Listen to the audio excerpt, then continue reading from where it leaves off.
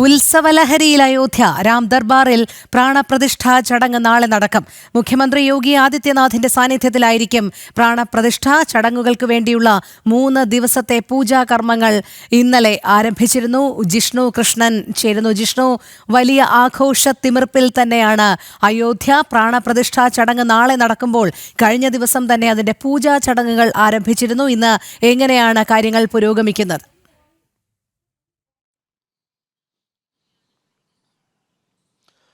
രോഹിണി, തീർത്തും ഉത്സവ ലഹരിയിൽ തന്നെയാണ് രാമജന്മഭൂമി. സരയൂ നദിക്കര വീണ്ടും ഒരു പ്രാണപ്രതിഷ്ഠാ ചടങ്ങിന് കഴിഞ്ഞ വർഷം 2024 ജനുവരി 21 രാംലല്ലയുടെ പ്രാണപ്രതിഷ്ഠ നടന്നിരുന്നു. അതിനുശേഷം ഇന്ന് പുതിയ രാമക്ഷേത്രത്തിൻ്റെ 1-ാം നിലയിൽ സീതാസമേതനായിട്ടുള്ള ശ്രീരാമ ഭഗവാന്റെയും കൂടാതെ ലക്ഷ്മണസ്വാമിയുടെയും ഹനുമാന്റെയും ഉൾപ്പെടെ പ്രാണപ്രതിഷ്ഠ നടത്തിക്കൊണ്ട് രാം ദർബാറിൻ്റെ പ്രാണപ്രതിഷ്ഠയാണ് നാളെ നടക്കാനിരിക്കുന്നത്. അതിനോട് അനുബന്ധിച്ചുള്ള പൂജാ ചടങ്ങുകൾക്ക് ഇന്നലെ തന്നെ തുടക്കമായിരുന്നു.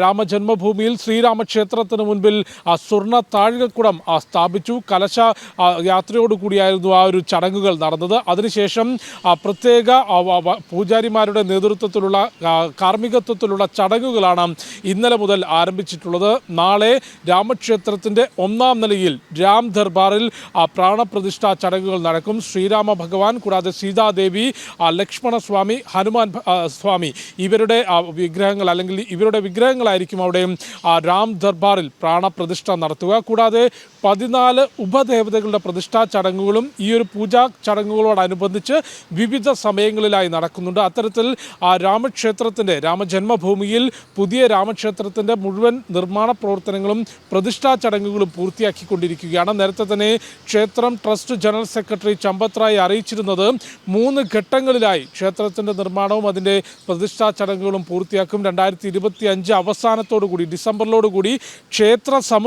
മുഴുവൻ ക്ഷേത്ര സമുച്ചയത്തിൻ്റെയും നിർമ്മാണ പ്രവർത്തനങ്ങൾ പൂർത്തിയാക്കും എന്ന പ്രഖ്യാപനം ക്ഷേത്രം ട്രസ്റ്റ് നടത്തിയിരുന്നു. അതിൻ്റെ ഭാഗമായിട്ടാണ് ഇപ്പോൾ ക്ഷേത്രത്തിൻ്റെ 1-ാം നിലയിൽ രാം ദർബാറിൽ ഇത്തരത്തിൽ പ്രാണപ്രതിഷ്ഠാ ചടങ്ങുകൾ നടക്കാൻ പോകുന്നത്. അതിൻ്റെ ഒരു വലിയ ഉത്സവ ലഹരിയിൽ തന്നെയാണ്. അയോധ്യയിൽ നിന്ന് പുറത്തു വരുന്ന ദൃശ്യങ്ങൾ പരിശോധിക്കുമ്പോൾ ക്ഷേത്രവും ക്ഷേത്ര പരിസരവും അയോധ്യ ക്ഷേത്ര നഗരി പുഷ്പാലങ്കൃതമാണ്. ഒപ്പം വലിയ രീതിയിൽ ഭക്തരുടെ ഒഴുക്ക് ഈ അയോധ്യ പരിസരവാസികൾ ക്ഷേത്ര നഗരിയിൽ സമീപത്തുള്ള ആളുകൾക്കൊപ്പം തന്നെ രാജ്യത്തിൻ്റെ വിവിധ ഭാഗങ്ങളിൽ നിന്നുള്ള ആളുകൾ ഇപ്പോൾ അയോധ്യയിലേക്ക് എത്തിയിട്ടുണ്ട്. അത്തരത്തിലൊരു സരയൂ നദിക്കര വീണ്ടും ഒരു ഉത്സവത്തിന് തയ്യാറെടുക്കുന്നു. പ്രാണപ്രതിഷ്ഠാ മഹോത്സവത്തിന് തയ്യാറെടുക്കുന്നു. രാം ദർബാറിൽ ശ്രീരാമ ഭഗവാന്റെയും സീതാദേവിയുടെയും ലക്ഷ്മണ ഭഗവാന്റെയും കൂടാതെ ഹനുമാൻ സ്വാമിയുടെയും പ്രതിഷ്ഠകളാണ് നടത്തുക. നേരത്തെ 2024 ജനുവരിയിൽ പ്രധാനമന്ത്രി നരേന്ദ്രമോദി യജമാന സ്ഥാനത്ത് നിന്നുകൊണ്ടായിരുന്നു ഗർഭഗൃഹത്തിൽ, അതായത്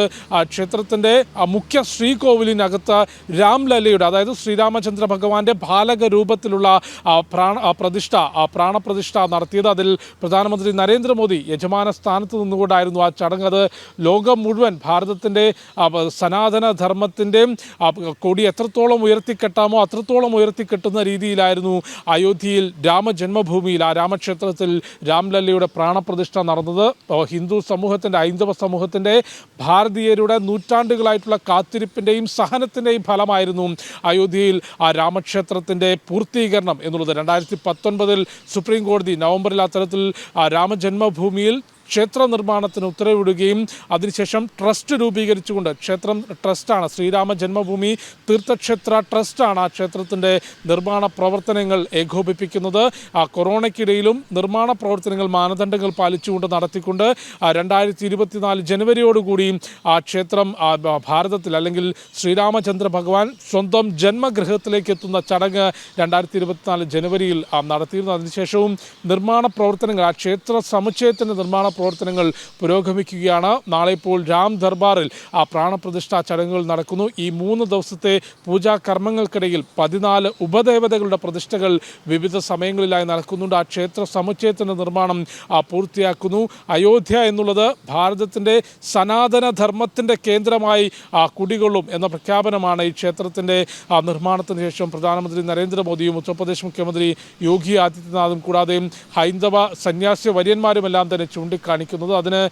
അത് ശരിവെക്കുന്ന രീതിയിൽ വലിയ തീർത്ഥാടകരുടെ ഭക്തജനങ്ങളുടെ പ്രവാഹം കഴിഞ്ഞ ദിവസങ്ങളിൽ കഴിഞ്ഞ മാസങ്ങളിലുമെല്ലാം തന്നെ ഈ പ്രാണപ്രതിഷ്ഠയ്ക്ക് ശേഷം അയോധ്യയിലേക്ക് ഉണ്ടായിരുന്നു. ഒപ്പം ക്ഷേത്ര നിർമ്മാണത്തോടൊപ്പം തന്നെ അയോധ്യ എന്ന നഗരത്തെ ലോകോത്തര നിലവാരത്തിലേക്ക് ഉയർത്തുന്നതിനുള്ള നിർമ്മാണ പ്രവർത്തനങ്ങളും അവിടെ നടക്കുന്നത് നമ്മൾ കണ്ടിട്ടുള്ളതാണ്. വിമാനത്താവളത്തിൻ്റെതാണെങ്കിലും റെയിൽവേ സ്റ്റേഷൻ്റെ നവീകരണം, പുതിയ റോഡ് നവീകരണം, കെട്ടിടങ്ങളുടെയും ഒപ്പം ആ പ്രദേശവാസികളുടെ ജീവിത നിലവാരം ഉയർത്തുന്നതിനുള്ള പ്രവർത്തനങ്ങളും ഉൾപ്പെടെ അയോധ്യയിൽ രാമക്ഷേത്രം ഉയരുന്നതോടൊപ്പം തന്നെ ആ ക്ഷേത്ര നഗരിയെ ലോകോത്തര നിലവാരത്തിലേക്ക് ഉയർത്തുന്നുള്ള പ്രവർത്തനങ്ങൾ, അത്തരത്തിൽ വിവിധ തരത്തിലുള്ള പ്രവർത്തനങ്ങളാണ് രാമക്ഷേത്രത്തിൻ്റെ നിർമ്മാണത്തോടൊപ്പം അയോധ്യയിൽ നടന്നിട്ടുള്ളത്. അതിൻ്റെ ഒരു രണ്ടാം ഘട്ടം എന്നുള്ള രീതിയിലാണ്, അല്ലെങ്കിൽ രണ്ടാം ഘട്ട പ്രാണപ്രതിഷ്ഠ എന്ന് നമുക്ക് വിശേഷിപ്പിക്കാൻ സാധിക്കും. ആദ്യഘട്ടത്തിൽ പ്രധാന ശ്രീകോവിലിനകത്ത് ശ്രീരാമചന്ദ്ര ഭഗവാന്റെ ബാലക രൂപത്തിലുള്ള രാംലല്ലയുടെ പ്രാണപ്രതിഷ്ഠാ ചടങ്ങ് നടന്നു. അവിടെ പ്രധാനമന്ത്രി നരേന്ദ്രമോദിയായിരുന്നു യജമാന സ്ഥാനത്ത് നിന്നത്. ഇന്നിപ്പോൾ